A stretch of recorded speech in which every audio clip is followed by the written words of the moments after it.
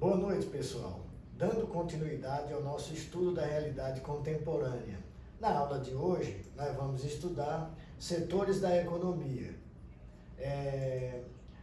A economia ela é dividida em três setores, oficialmente em três setores: o primário, o secundário e o terciário. Setor primário. Como já explicado, a natureza é um dos três fatores de produção, de onde se tira tudo que é necessário para se produzir alguma coisa. Então é no setor primário que se explora os recursos da natureza. É dele que se retira a matéria-prima para ser processada nas indústrias de transformação. Exemplo: agricultura, mineração, caça, pesca, pecuária, extrativismo vegetal.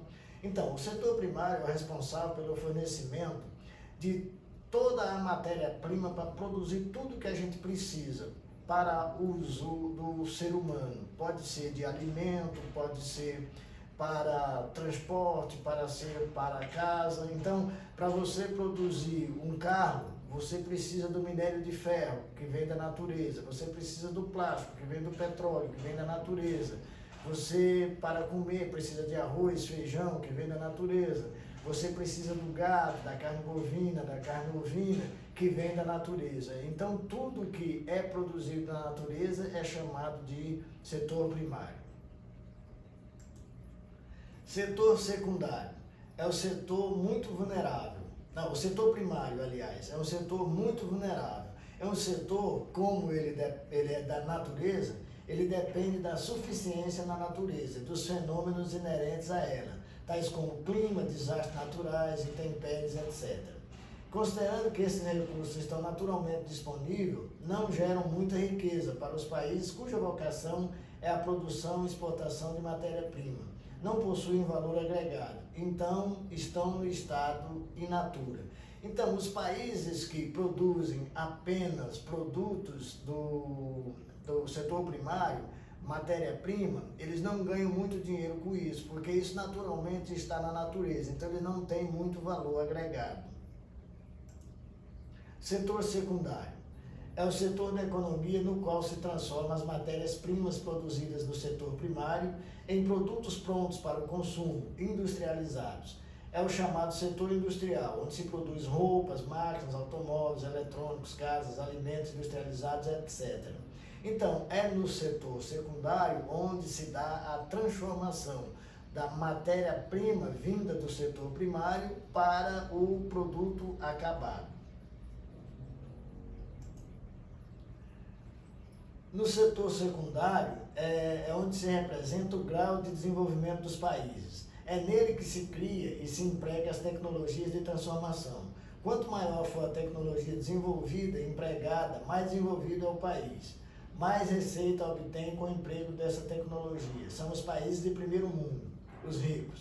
São países exportadores de tecnologia e de bens produzidos, normalmente beneficiados no balanço de pagamentos. Então, nós temos países de primeiro mundo e países de outros mundos, porque chamam por aí de terceiro mundo. Os países de primeiro mundo são aqueles que desenvolveram tecnologia avançada para transformar matéria-prima em produtos acabados. Então, quanto maior for a tecnologia que esses países têm, que eles possuem, para transformar matéria-prima em produto acabado, em fazer carro, em fazer computador, em fazer celular, maior é o seu grau de desenvolvimento e mais dinheiro eles ganham com isso. Então, o país ele é considerado de primeiro mundo quando ele tem alta tecnologia no setor secundário. Países que não têm tecnologia de transformação são considerados de terceiro mundo, pobres. Caracterizam-se como apenas fornecedores de recursos da natureza, matéria-prima ou de mão de obra, de baixo valor agregado, logo de pequeno valor econômico. São importadores de bens, de tecnologia, tornando-se muito vulneráveis no balanço de pagamentos. Então, os países que não têm tecnologia, eles não produzem bens com alta tecnologia, eles compram essa tecnologia de outros países. Por isso, eles gastam muito dinheiro com importação, são muito vulneráveis no balanço de pagamentos. Setor terciário é o setor econômico relacionado aos serviços e ao comércio. Serviços são produtos não materiais que as pessoas ou empresas prestam a terceiros para satisfazer determinadas necessidades. Exemplo: educação, saúde, telecomunicações, seguros, transporte, limpeza, alimentação, turismo, serviços bancários, administrativos, informática, etc. Então, tudo aquilo que não é tangível, tudo aquilo que você presta a outro, que você não pode pegar, é chamado de serviço. Educação, saúde, alimentação, turismo. Então, é o setor de serviço que está vinculado ao setor terciário. O comércio também é do setor terciário. O que é comércio? É o setor responsável pela intermediação dos bens, isto é, levar ao consumidor tudo aquilo que é produzido no setor secundário ou serviço. Exemplo, lojas, bancos, e-commerce, etc. Esse setor é muito marcante nos países de primeiro mundo, nos países ricos. Então, o comércio é considerado setor terciário. É aquele setor da economia que faz a intermediação dos bens. Passa do produtor para o consumidor. Isso se dá através das lojas. População economicamente ativa, PEA, é o que designa a população que está inserida no mercado de trabalho ou que, de certa forma, está procurando se inserir nele para exercer algum tipo de atividade remunerada. Não há um método consolidado em todo o mundo para definir aqueles que fazem parte da PEA. Por exemplo, nos países subdesenvolvidos, o índice inclui os indivíduos que possuem entre 10 e 60 anos. Já nos países desenvolvidos, geralmente considera-se apenas aqueles que possuem mais de 15 anos de idade.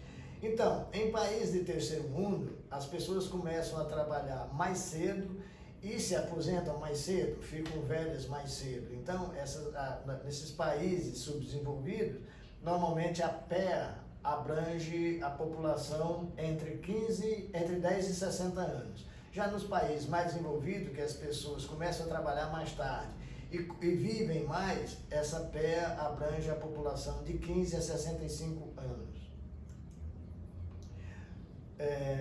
Há uma subdivisão dos setores da economia. Essa subdivisão é em relação à responsabilidade. Quem tem responsabilidade de fazer o quê? Então, isso é dividido em primeiro setor, que é o setor público, o segundo setor, que é o setor privado, o terceiro setor, que são as OCIP, e o quarto setor, que é o crime organizado. Esse não é oficialmente reconhecido nos livros de economia, nos livros de direito, mas ninguém pode esquecer que é um fator economicamente ativo que nós vamos explicar. Então, o setor público, o primeiro setor, é a esfera da economia na qual o Estado é o principal protagonista. É responsável pelo funcionamento das instituições e pelo bem-estar da população.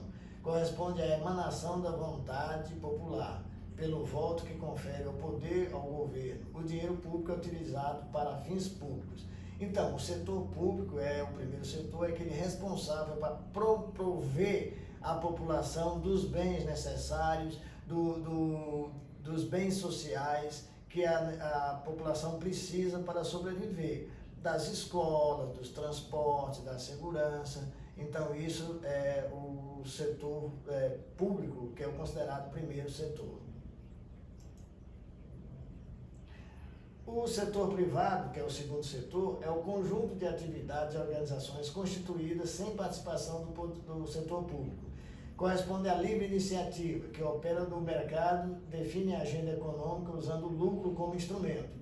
O dinheiro do setor privado é utilizado para fins privados. Então, só voltando ao setor público. O setor público não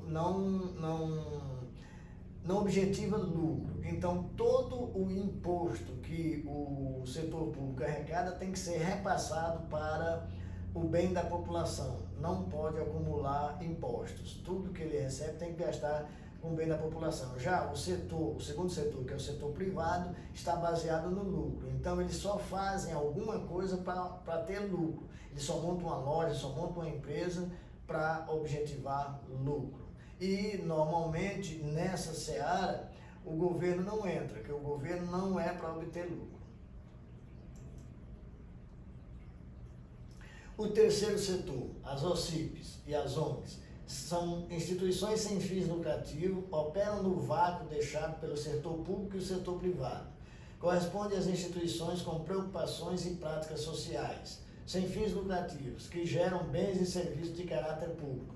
O dinheiro do setor privado é utilizado para fins públicos. O poder de influência do terceiro setor, porque parte das mudanças e inovações sociais mais significativas nos últimos tempos foram obtidas graças à criação de militância em suas organizações. Então, vamos explicar o que é esse terceiro setor. O terceiro setor são organizações que atuam num vácuo deixado pelo setor privado e setor público. O setor privado não atua naquela área porque não gera lucro, então ele não vai gastar tempo nem dinheiro naquilo que não gera lucro. O setor público não opera naquela área porque ele não tem estrutura para isso. Às vezes ele até tem o dinheiro, mas ele não tem estrutura. Então, nesse vácuo entraram as ONGs, as OCIPs. Isso foi criado ainda na década de 70, quando algumas pessoas precisavam de amparo jurídico, né, de defesa junto ao Poder Judiciário e não tinham como pagar. Então, algumas organizações foram criadas para dar assistência a essas pessoas. E aí foram evoluindo, que hoje elas atuam em diversas áreas, principalmente na área social, na área de saúde. Por exemplo, aqui no Guarujá nós temos o CRPI, temos a APAE, temos a ARPAGE. Então, o CRPI atua numa área de atendimento a pessoas que têm algumas doenças mentais e locomotoras. Essas pessoas têm essas doenças ou adquiridas ou de nascença.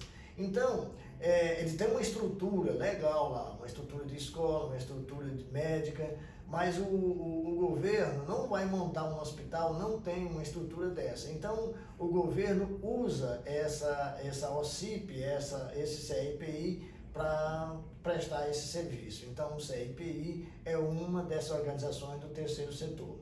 O terceiro setor, ele é composto de associações, fundações e organizações religiosas, né? O que são fundações? São as instituições que financiam o terceiro setor, fazendo doações às entidades beneficentes. No Brasil, temos também as fundações mistas, que doam para terceiros e, ao mesmo tempo, executam os próprios projetos. Então, fundações são organizações que nascem sem fins lucrativos, cujo objetivo é o bem social. Então, eles normalmente, ou elas próprias fazem o serviço, ou elas repassam recursos para instituições que executam esse serviço.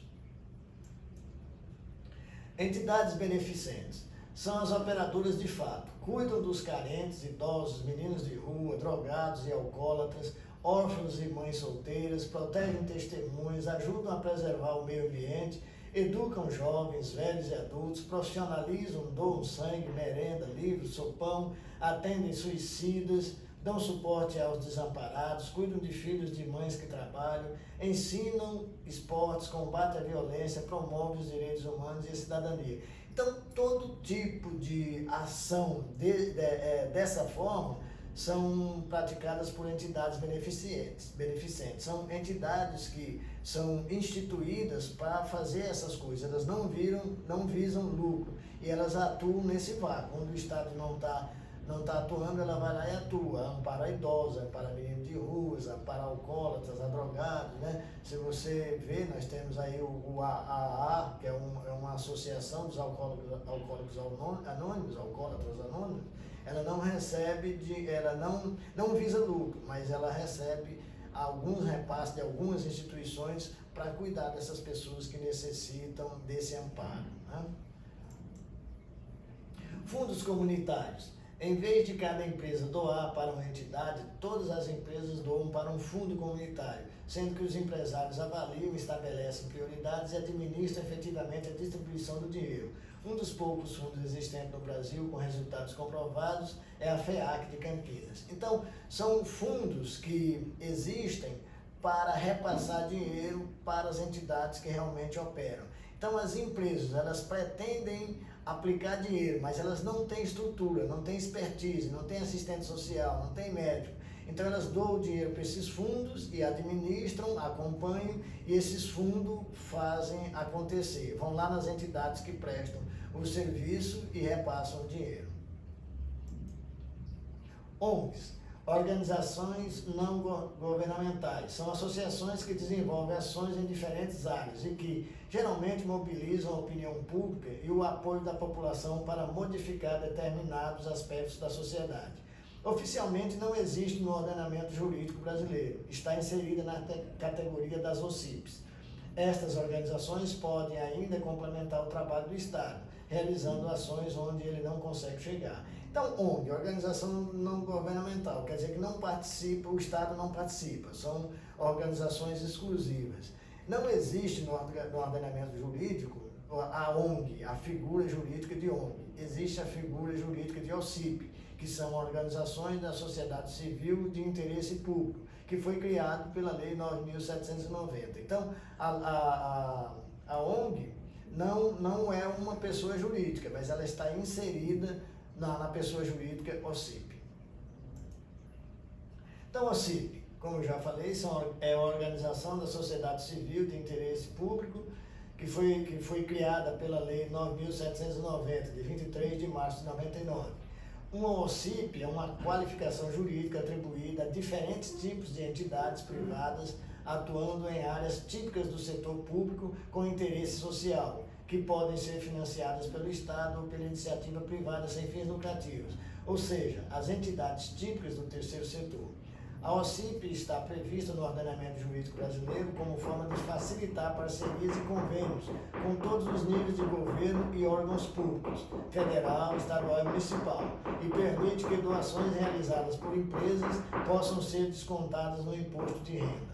Então, neste caso, nós podemos citar o CRPI. O CRPI é uma OCIP e ela recebe dinheiro da prefeitura para prestar o seu serviço. Ela tem um convênio de prestação de serviço e deste convênio ela recebe dinheiro da prefeitura.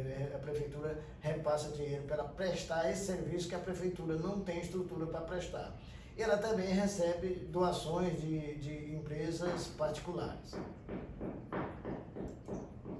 Associações. As associações também estão inseridas nas OCIPs. Associação é qualquer iniciativa formal ou informal que reúne pessoas físicas ou outras sociedades jurídicas com objetivos comuns, visando superar dificuldades e gerar benefícios para seus associados. Assume os princípios de uma doutrina que se chama associativismo e expressa a crença de que juntos nós podemos encontrar soluções melhores para os conflitos que a vida em sociedade apresenta. Então nós temos aí alguns tipos de sociedades que visam o bem comum.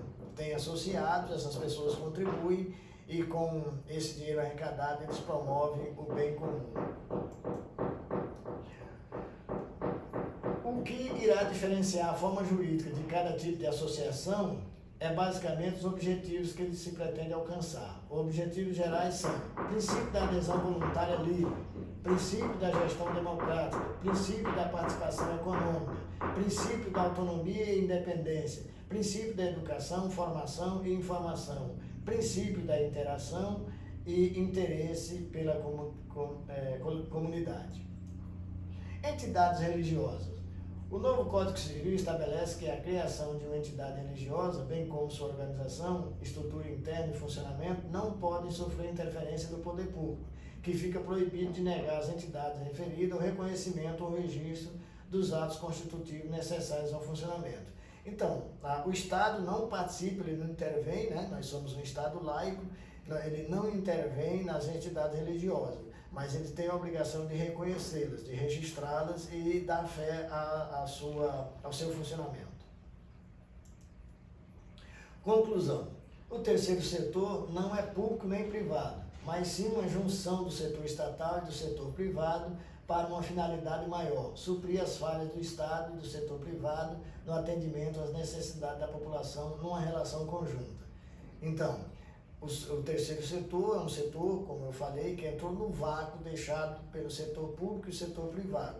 Então, nessa faixa aí, onde nenhum dos dois atua, o setor privado porque não dá lucro, e o setor público porque não tem estrutura, participa o terceiro setor, faz as suas ações usando essa faixa que fica aí não atendida pelo setor público e pelo setor privado. Então, gente, boa noite, e na aula de hoje à noite a gente discute esse assunto mais profundamente, mais detalhadamente.